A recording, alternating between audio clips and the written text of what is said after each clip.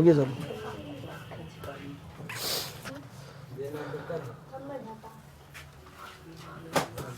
चलो ध्यान दो, अभी हम लोग दो चर वाले रैखिक समीकरण में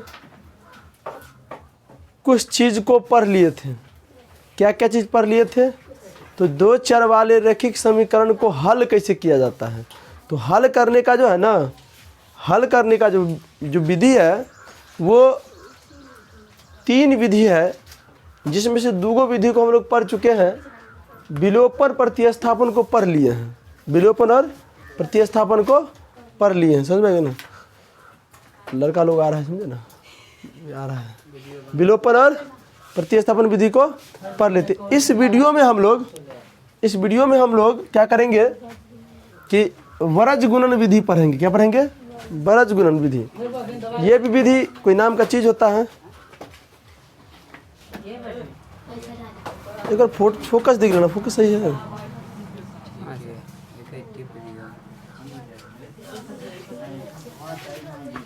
तो वरज गुणन विधि में अच्छा, ये भी एक कोई विधि होता है जिससे आप 2 चर वाले रैखिक समीकरण के हल कर सकते हैं, एक्स वाई का मान निकाल सकते हैं। तो अभी आप लोग देखिएगा कि वरज गुणन विधि होता क्या है। जैसे देखो 2 समीकरण दिया हुआ है, अभी आप शांत वातावरण से मेरी बात को सुनिएगा, सारे चीज़ आप लोग को समझ में आएगा। समझने के व्यू से बैठोगे तो समझ में आ जाएगा, अगर समझने के व्यू से नहीं बैठोगे तो समझ में, छोटा सा है समझ। वरज गुणन विधि क्या होता है? देखो 2 समीकरण, जैसे a1 x plus b1 y plus c1 x बराबर 0, ये पहला इक्वेशन है। दूसरा है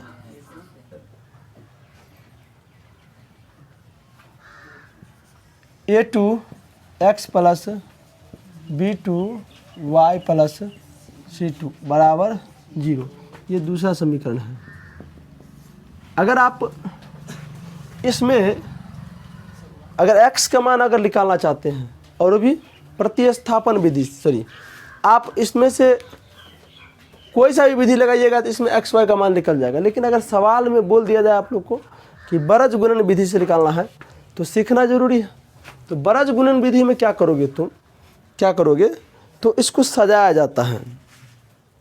सजाया कैसे जाता है कि अब देखो क्या करो कि ऐसे करो जैसे हम कर रहे हैं। जैसे देखो C1 C2, उसके बाद अच्छा ये पहले B1 कर लो, sorry B1 B2 C1 C2, उसके बाद आता है, उसके बाद देख लो इसको बनता कैसे है। इसको B1 B2 C1 C2, उसके बाद आएगा A1 A2 B1 B2। अब इसमें आपको x का मान निकालना है, तो एरो कैसे लगाना है आप लोगों को, देखो इसको ऐसे कर दो और इसको ऐसे कर दो। अगर आपको x का वैल्यू निकालना है तो ऊपर में x लिखो, इसको पहले गुणा करो तो B1 C2 माइनस क्या लगाओगे, माइनस, उसके बाद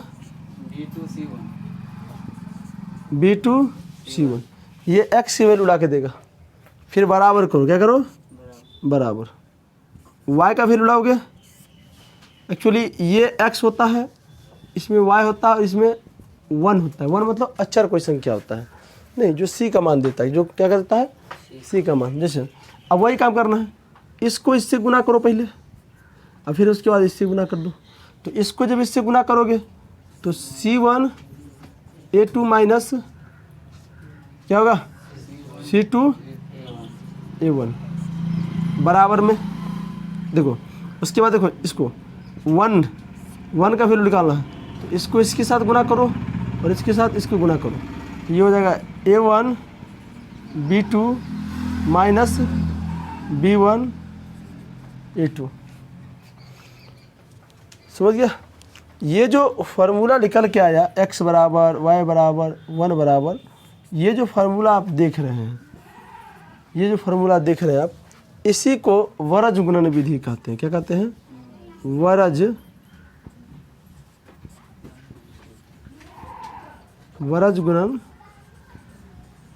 विधि कहते हैं। इसी को वरज गुणन विधि कहते। देखो अब चीज़ें याद कैसे रहेगा तुमको, नहीं कैसे याद रहेगा, बात यही नहीं समस्या। वरज गुणन विधि बहुत आसान होता है, हम सवाल भी बना के दिखाएंगे कि वरज गुणन विधि बनता कैसे है। फार्मूला याद नहीं रखना है, क्या रखना है, फार्मूला याद नहीं रखना है। कैसे करोगे, फार्मूला अगर याद नहीं रहे तो कैसे करोगे तुम लोग, याद करने का प्रयास भी नहीं करना, नहीं तो बहुत खतरनाक होता है ये। मान लो कि दो समीकरण दिया हुआ है, दो समीकरण दिया हुआ, देखो ये लिखना अगर जान गया ना तुम, ये ऑलरेडी अपने आप आ जाएगा, समझ गए ना, ये आ जाएगा। दो समीकरण दिया हुआ है, तो दो समीकरण जब दिया हुआ है तो याद रखो कि उसमें लिखना कैसे है। दो समीकरण दिया हुआ है तो आपको लिखना प्रारंभ करना है कैसे। पहला में देखो यहाँ पर B1 B2 C1 C2, नहीं ये देता है x का वैल्यू, क्या देता है x का वैल्यू, इससे गुना करवाओ, इसको इससे गुना कराओ, x लिखने का, इसको जब इससे गुना कराओगे तो B1 C2 minus B2 C1, समझ गया। अब देखो ये माइनस क्यों आता है, ऐसे फार्मूला में दिया रहता है, आगे जाके प्रूफ करवाया जाएगा इस सबको, समझ गया, समझ गया। अभी बातें समझ लो कि होता कैसे है।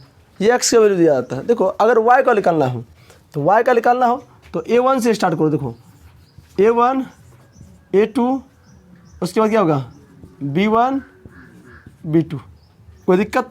चलो इसको इससे गुना कराओ और ये इससे गुना करो, ये मान लो ये किसका होता है, ये y का वैल्यू होता है। यहाँ पर देखो y का, ये लिखने का तरीका खाली जान दो, इसको इससे गुना करोगे तो C1 A2 minus C2 A1। अगर 1 का निकालना है इसको इससे गुना कर दो, इसको इससे गुना कर दो, समझ गया। यही वरज गुणन विधि है। 1 निकालोगे यहाँ पर, अभी जगह नहीं है, तो यही वरज गुणन विधि क्या है, वरज गुणन विधि है, समझ में क्या है, वरज गुणन विधि है। आप फिलहाल आप क्या करो कि इसको नहीं उतारना है, उतारना क्या है बताते हैं। कल जो है ना आप लोग कोई बच्चा डस्टर सीख के लाओ, नहीं तो बहुत मारेंगे हम, इसमें मिटा नहीं मिलता। कौन लाएगा, हाथ उठाओ, लाएगा भाई, उसमें सूती कपड़ा डाल के लाना, दूसरा पॉलिस्टर डालोगे, मतलब क्या होता है उसमें पानी नहीं सूखता, समझ गया। चलो तो आप लोगों को उतारना क्या है, क्या वरज गुणन विधि। एगो सवाल जब बनाएंगे ना तो आधा ज़्यादा समझ में आएगा। यही फार्मूला होता है वरज गुणन विधि के लिए, कोई विशेष नहीं होता, समझे ना। आपको पहले क्या लिखना है, आपको पहले क्या लिखना है, तो B1 B2, B के बाद क्या होता है BC होता है ना, तो C1 C2, समझे। ये अलग पार्ट कर लो, उसके बाद फिर सोचो A1 A2, ए के बाद क्या आता है B1 B2। अच्छा एरो कैसे लगाना है, इधर से इधर और इधर से इधर, एरो का कमाल होता है इसमें। बेस इधर क्या होता है, एरो का कमाल होता है। एरो अगर उल्टा पुल्टा लगा दिया ना तो गड़बड़ आ जाएगा। पहले गुना इससे इसको करना है, तब इससे इससे, फिर इसको इससे और इसको इससे, फिर इसको इससे और इसको इससे, यही वरज गुणन विधि है, समझ में क्या हुआ रे, वरज गुणन विधि है। आप लोग क्या करो, ये पूरा चीज़ को उतारिए, एक सवाल हम आपको बनाकर सिखाते हैं कि वो सवाल वरज गुणन विधि से कैसे बनता है, समझोगे। तो इतना उतारिए फटाफट।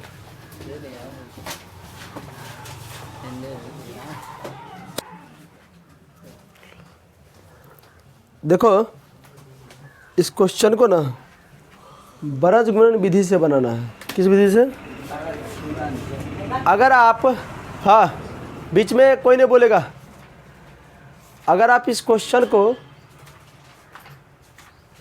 को विलोपन विधि से बनाइए, चाहे प्रतिस्थापन से बनाइए, चाहे ग्राफीय विधि से बनाइए, चाहे वरज गुणन विधि से बनाइए, आंसर सेम आएगा। क्या आएगा, आंसर सेम आएगा। लेकिन इस सवाल को आप लोगों को वरज गुणन विधि से बनाना है। यह हम आप लोग को बना के दिखाएंगे कि वरज गुणन विधि के द्वारा बनता कैसे है। चलिए खाली आपको आराम से सुनिएगा बात को, क्या क्या होता है, कैसे कैसे होता है। क्या देखो कभी कभी क्या होता है, समीकरण उल्टा पुल्टा दे देता है। नहीं, जैसे एक समीकरण लिखते हैं उसमें सी का मान क्या होता है, इसमें वास्तविक रूप से सी का मान क्या होता है, सी का मान समीकरण का जो व्यापक रूप होता है वो होता है ax प्लस by प्लस सी बराबर 0। तो बराबर में जब 0 रहेगा ना तब सी का मान निकलेगा। जैसे 4x प्लस 7y बराबर 10, तो तुमसे पूछेगा सी का मान क्या है, इसमें, तो सी का मान क्या हो जाएगा -10 हो जाएगा, क्योंकि ये समीकरण अधूरा है। पूरा करने के लिए आपको ये इसको ऐसे करना पड़ेगा, बराबर 0 लाना पड़ेगा, तब ये सी का वैल्यू होता है। समझ गए? तो कभी कभी समीकरण में ऐसा रहता है, हुंडा हुंडी बात में नहीं मार दीजिएगा आप लोग, समझे ना। अब चलिए इसको बरज गुणन विधि से हल करता है। किस विधि से हल करना है? बरज गुणन विधि से। देखो कैसे करना है वो देख लीजिए। देखो हाँ, इधर देखो, अगर तुमसे पूछेगा कि A1 का वैल्यू कितना है, तो 1, बीच में नहीं बोलिए आपको। अगर तुमसे पूछेगा B1 का, तो -3 होगा। अगर C1 का वैल्यू -3 होगा, कोई दिक्कत? A2 का वैल्यू 3, B2 का वैल्यू -9 और C2 का वैल्यू -2, कोई दिक्कत नहीं ना। चलिए अब इसको किस विधि से बनाना है? बरज गुणन विधि से ना। तो लिखोगे बरज गुणन विधि से। सोचो, बरज गुणन विधि से फार्मूला क्या कहता था? फार्मूला कैसे क्रिएट करना है, आपको मन में कैसे फार्मूला क्या होता है? तो B1 B2, समझ गए? B1 B2, उसके बाद C1 C2, उसके बाद क्या होता था? A1 A2, फिर B1 B2, कोई दिक्कत? ये इसके साथ गुना कर दो और इसके साथ इसकी गुना कर दो। ये जो वैल्यू ला के देगा वो x ला के देगा। इसको इससे करवा दो और इसकी गुना करना, ये y का वैल्यू ला के देगा। इसको इससे करो, इसको इससे करो, ये 1 ला के देगा c का वैल्यू। पहले इसको गुना करना है, तब इसको गुना करना है, बीच में घटा का चिन्ह देना है। इसको और इसको करना है। सवाल में अगर तुम ये भी अगर लिख दोगे तो बहुत अच्छा रहेगा। आप सोचो गुना कैसे कैसे करना है, ये तो हो ना गया। अब इस पे सब संख्या का बैठाओ। किसको बैठाओ? संख्या। ये x बराबर होता है, ये x के नीचे होता है, ये y के नीचे होता है, ये 1 के नीचे होता है। समझ में? चलो अब इसको क्या करते हैं? संख्या बैठाते हैं। तो v का वैल्यू, तो v का वैल्यू अगर तुम ये निकाल भी क्यों हो तब भी अच्छा होगा। बकरी को कहाँ बोल रहा है? हटाओ तो बकरी को। जा कोई आदमी जाओ, अगर इसे इधर उधर ठोका लगा तो उठा के फेंक देना, मारना नहीं। जाओ हटा देना। क्या? हटा दूसरी जगह बांध देना रे, भाग जाएगा तो दंड ढूंढ लेगा फिर। रे लड़का, बहुत महंगा मिलता है बकरी यार, भाग जाएगा तो हमको दंड देना पड़ेगा। कहीं पर बांध देना। चलो इधर ध्यान दो। आपको ये अगर नहीं भी लिखोगे ना तो कोई दिक्कत नहीं है। आपको लिखना है अगर कहाँ से, देखो ना, पहले इसको लिखना है तब इसको लिखना है। देखो ना यहाँ पे दिमाग लगाओ, देखो पहले ये y वाला वैल्यू को लिखना है। किसे लिखना है? y वाला, और तब y से इधर जाना। जैसे देखो यहाँ पे होगा, इधर देखो 3 क्या जाएगा रे? -3, उसके बाद -3, कोई दिक्कत? सॉरी -9 ना है, क्या जाएगा? -9, कोई दिक्कत? ये दोनों लिख लिए, उसके बाद इस दोनों को लिखो, क्या हो जाएगा? -3 और -2, कोई दिक्कत नहीं। उसके बाद फिर यहाँ से चलना, यहाँ से नहीं तो हो जाएगा 1, उसके बाद क्या है रे? 3, उसके बाद फिर इसको लिखना है। क्या लिखना है? इसको। तो क्या हो जाएगा? यहाँ पर ये वाला मान को लिख देना है, -3 और नहीं, कोई दिक्कत? आप यहाँ से भी लिख सकते हो। अरे तो इसको लिखो तब इसको लिखो तब इसको लिखो तब इसको लिखो, कोई दिक्कत? चलिए अब इसको क्या करना है? इसको इससे गुना करो। नहीं, इधर ध्यान दो सब बच्चा, इधर ध्यान दो। इसको इससे गुना करो तो ये किसके बटा में लिखाएगा? ये x के बटा में लिखाएगा। क्या लिखाएगा? x के बटा में। तो इसको जब इससे गुना कराओगे तो देखो -3 -2 कितना होगा? 3 दूना 6, कोई दिक्कत? माइनस लगा दो, समझ गए? अब देखो इसको इससे गुना करो तो 9 तिया 27, माइनस प्लस, तो क्या हो जाएगा? 27 बराबर, ये y बराबर कर दो, कोई दिक्कत? अच्छा y बराबर, अब क्या करना है तुमको? इसको इससे गुना करो तो 3 तिया 9, -9, क्या हो जाएगा? -9, प्लस माइनस पे ध्यान देना आप लोग, समझ में गए? फिर देखो इसको इससे गुना करो तो क्या हो जाएगा? 2 -2, ध्यान रहे यहाँ ऑलरेडी पहले से माइनस रहता है और यहाँ पर -2 होगा तो माइनस +2 होगा, यहाँ पर क्या हो जाएगा? +2, कोई दिक्कत नहीं ना? चलिए अब देखो 1 के बट्टा में लिखोगे, 1 के बट्टा में क्या लिखोगे, जब तुम इससे गुना करोगे तो -9 हो जाएगा। क्या हो जाएगा? -9। माइनस यहाँ खानदानी माइनस चलता है। अब इससे गुना 3 तिया 9 -9 क्या आ जाएगा? -9। तो -9 से गुना करोगे तो क्या हो जाएगा? +9। क्या जाएगा?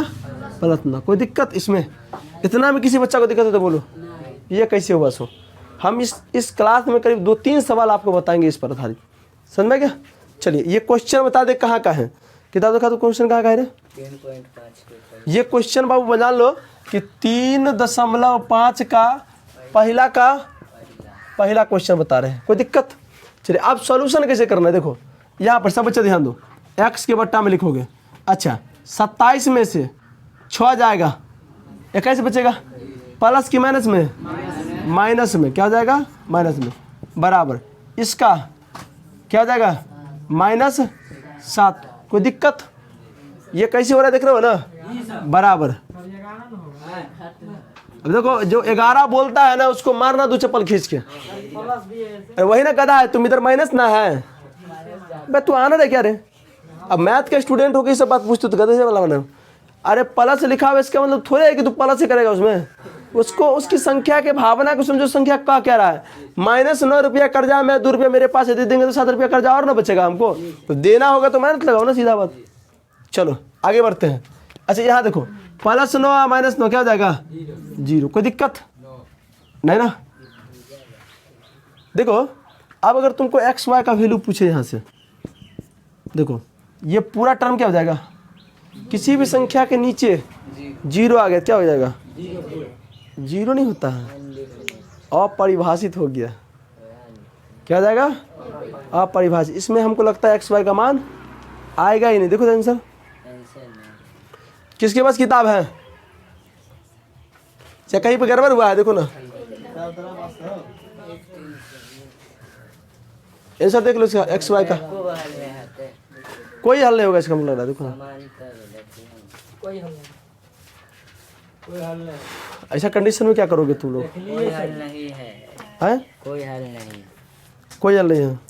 चलो इधर ध्यान दो। अब देखो यहाँ पर किसी भी संख्या के नीचे अगर 0 आ गया तो आपको हल करने का कोई ज़रूरी नहीं है। यहाँ पर देखो कैसे करना है आप लोग को।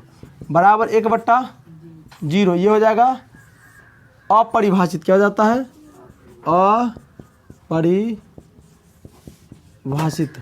तो अपरिभाषित जब कभी भी याद रखना, ये जो अंतिम वाला जो 1 वाला जो वैल्यू है, अगर बट्टा में 0 आ गया, समझ में गया ना, तो हो जाता है अपरिभाषित। अपरिभाषित जब हो जाता है तो उस स्थिति में, मतलब इस स्थिति में तुम लिखोगे कि यह दोनों समीकरण युग्म का क्या लिखा हुआ है रे? कोई हल नहीं होगा। XY का मान आएगा ही नहीं। अगर 0 भी आ जाता है तब भी होगा हल, ठीक है? इस कंडीशन में कोई हल नहीं होगा। समझ में? हाँ। और उसके बाद आप लोग को यहीं पे छोड़ देना है, बनाना नहीं है। यहीं पे छोड़ देना है, बनाना नहीं है। समझ में? ये उतार लीजिए, हम लोग अगला क्वेश्चन देखते हैं।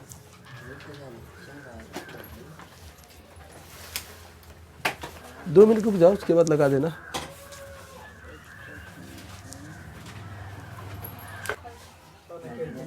देखो हल्ला गुल्ला नहीं कीजिए आप लोग। देखिए पहला नंबर जो क्वेश्चन बताया है ना, वो 3.5 का पहला तो है, लेकिन सवाल कुछ और कहता है। बनाना आपको उसी विधि से है। सवाल कहता है पहले जांच कीजिए कि निम्नलिखित समीकरण का हल होगा कि नहीं होगा। तो आपको एक फार्मूला बताया गया था, जिस फार्मूला के माध्यम से चेक करिएगा पहले, और चेक करने के बाद अगर अद्वितीय हल होगा, मतलब एक हल होगा, तो उसको बरज गुणन विधि से बनाना है। लेकिन फिलहाल हम लोग को वो नहीं करना है। फिलहाल हम लोग को क्वेश्चन बना के दिखना है बरज गुणन विधि से, XY का मान निकाल के दिखना है। नहीं तो इधर ध्यान दो, आप लोग ध्यान दो। अच्छा लिखना, अच्छा हम लोग बरज गुणन विधि में लिखते कैसे हैं? पहले इसका मान लिखते हैं, उसके बाद इसका मान लिखते हैं, तब इसका मान लिखते हैं, फिर इसका मान लिखते हैं। नहीं तो यहाँ पर डायरेक्ट ABCD का मान निकालना चाहते तो वो भी निकाल सकते हो, नहीं तो डायरेक्ट भी बना सकते हो। तो हम निकालिए देते हैं। इधर ध्यान दो, तनी ध्यान दो। तो देखो अगर A1 का वैल्यू पूछेगा तो 2 हो जाएगा, अगर A2 का वैल्यू पूछेगा तो 3 हो जाएगा। समझ में क्या? अगर देखो B1 का वैल्यू पूछेगा तो 1 और B2 का वैल्यू पूछेगा तो 2। लेकिन याद रहे इस तरीका के जो समीकरण दिया रहेगा, समझ में क्या ना, इस तरीका का समीकरण अगर दिया रहेगा, जैसे बराबर 5 है बराबर 8 है, तो जो चिन्ह दिया रहता है ना उस चिन्ह को विपरीत करके लिखा जाता है। जैसे बराबर 5 लिखा है ना, तो C1 का जो वैल्यू होगा वो -5 हो जाएगा। क्या हो जाएगा? -5। C1 का वैल्यू कितना हो जाएगा? -5। क्यों? क्योंकि समीकरण के व्यापक रूप में जो है ना बराबर में 0 होता है। क्या होता है? बराबर में 0 होता है। इसको उठाकर जब इधर ले जाओगे तो -5 हो जाएगा, तो बराबर में 0 आ जाएगा। समझ गए आप लोग को?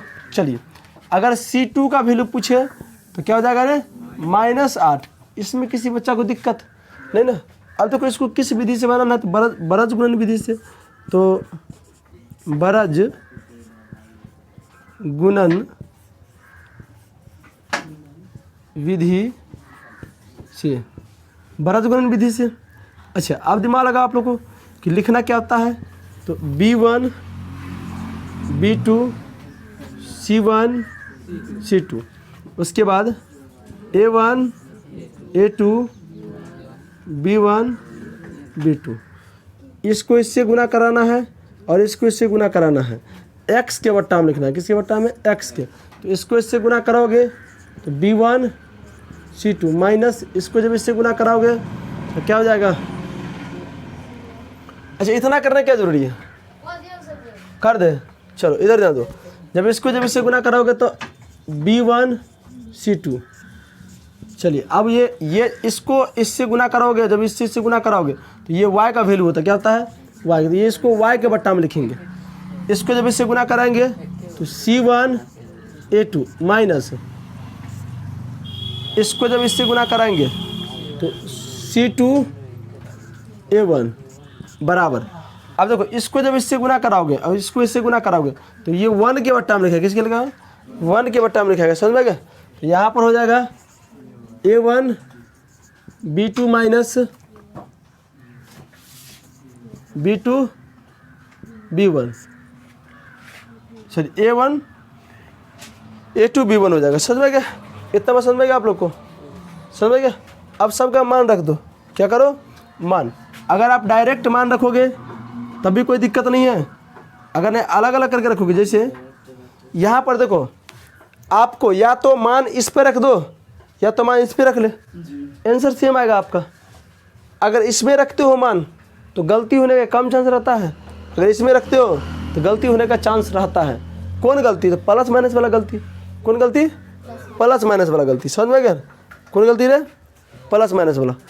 तो हम लोग क्या करते हैं कि इसी पे रखते हैं मान को। जैसे इधर ध्यान दो, कैसे? ऐसे देखिए, ऐसे आप पहले B1 का वैल्यू B2 का वैल्यू किया तो क्या हो जाएगा? यहाँ पर से यहाँ पर 1 2 हो जाएगा। उसके बाद C1 C2 तो C1 -5 -8। किसी को दिक्कत? चलिए, उसके बाद आपको लिखना है A1 A2 तो A1 2, उसके बाद 3। समझे ना? 2 3 हो जाएगा। उसके बाद फिर इसी मान को लिख दो 1 और 2। कोई दिक्कत? ये मान हमने इस पे बैठाए हैं, इसमें किसी बच्चों को दिक्कत है? ये कहाँ से आया है? नहीं ना, ये इसी का मान लिख। देखो ना यहाँ पर B1 B2 तो B1 B2 का वैल्यू लिखे हैं, देख रही है? देखो ना C1 C2 तो C1 C2 का वैल्यू लिखे हैं, देखें यहाँ पर। उसके बाद तुमको बोला है A1 A2 तो A1 A2 A1 2 और 3 तो 2 3 लिख दिए और बाद में इसी वाला चीज़ को फिर से लिख दीजिए। समझ में गया? चलो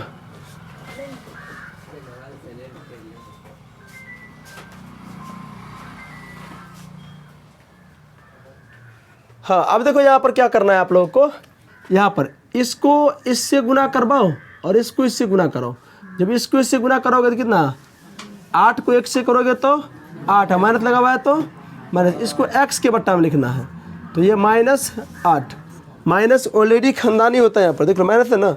अच्छा अब इसको कराओ, इसको इसकी कराओगे तो 5 दूना 10, तो -10 ना होगा, तो यहाँ पर हो जाएगा वो +10। अब लिखो y बराबर, सॉरी y के बट्टा में इसको इससे गुना कराओगे तो कितना होगा, कितना होगा -15, क्या हो जाएगा -15। और जब इसको इससे करवाओगे तो -16, तो यहाँ भी माइनस ना होता है, यहाँ भी माइनस है, तो माइनस माइनस प्लस, कोई दिक्कत। चलिए अब ध्यान दो, अब ये 1 के बट्टा में लिखाएगा, इसको जब इससे गुना करोगे 2 दूना 4 माइनस, इसको जब इससे करोगे तो कितना होगा 3, क्या हो जाएगा 3।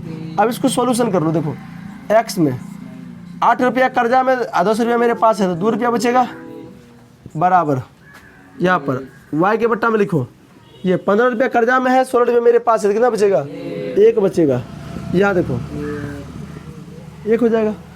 अब क्या करो, क्या करना है आप लोग को कि एक्स वाई का वैल्यू निकालना है ना, तो यहाँ पर थोड़ा चीज़ को ध्यान में रखिए। क्या चीज़ को ध्यान में रखना है कि एक बार इसको इससे बराबर कीजिए एक्स के मान निकालने के लिए, और वाई के मान निकालने इसको इसके बराबर कीजिए, समझ में क्या। एक्स का मान अगर निकालोगे तो इसको इसके अंतिम वाला से बराबर करना है, फिर वाई का मान निकालना है तो इसको इस वाला से करना है, कोई दिक्कत नहीं ना। करेंगे कैसे, देखो यहाँ पर अगर आपको x का वैल्यू तो x/2 बराबर किसको करना है, इसको ना, तो 1/1 से, तो 1 को x से गुना करेंगे x से रहेगा, और 2 को 1 से करेंगे कितना होगा 2, x का वैल्यू कितना आ गया 2, वेरी गुड। अब चलो y का वैल्यू निकालना है ना, तो y को किसके बराबर करना है 1/1 के, इसको जब इससे गुना करेंगे तो y इसको जब गुना करेंगे तो 1, यहाँ पर तो लिखोगे x, इसीलिए x/2 और y बराबर 1, यही वज्रगुणन विधि है आप लोगों के लिए, और इसी विधि से आप लोग को इसी तरीक़ा से बनाना है, समझ गए ना, बनाना। अगली क्लास में हम लोग क्या करेंगे 5.5, अगली क्लास में हम लोग 3.5 का क्वेश्चन बनाएंगे, 3.5 का क्वेश्चन बनाएंगे, और 3.6 भी है, उसमें भी 2-4 क्वेश्चन हार्ड देख लेंगे, तब ये चैप्टर ख़त्म हो जाएगा। हमको लगता है ये चैप्टर 1-2 दिन में ख़त्म हो जाएगा, समझ में गया। हाँ, इसका चैप्टर अगर ख़त्म हो जाएगा तो इसका ऑब्जेक्टिव कहाँ से मिलेगा, नहीं तो इसका ऑब्जेक्टिव आप लोगों को चैनल पेज में मिल जाएगा, आप वहाँ से देख लीजिएगा। ये पूरा 2 चर वाला का पूरा क्वेश्चन चढ़ जाएगा, समझ में गया ना। एक इससे संबंधित जितना भी एडवांस क्वेश्चन होगा उसको चढ़ा देंगे, समझ में गया।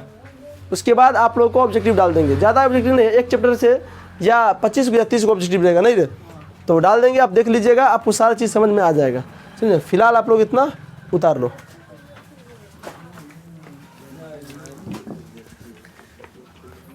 अभी 1-2 मिनट चलने दो ना।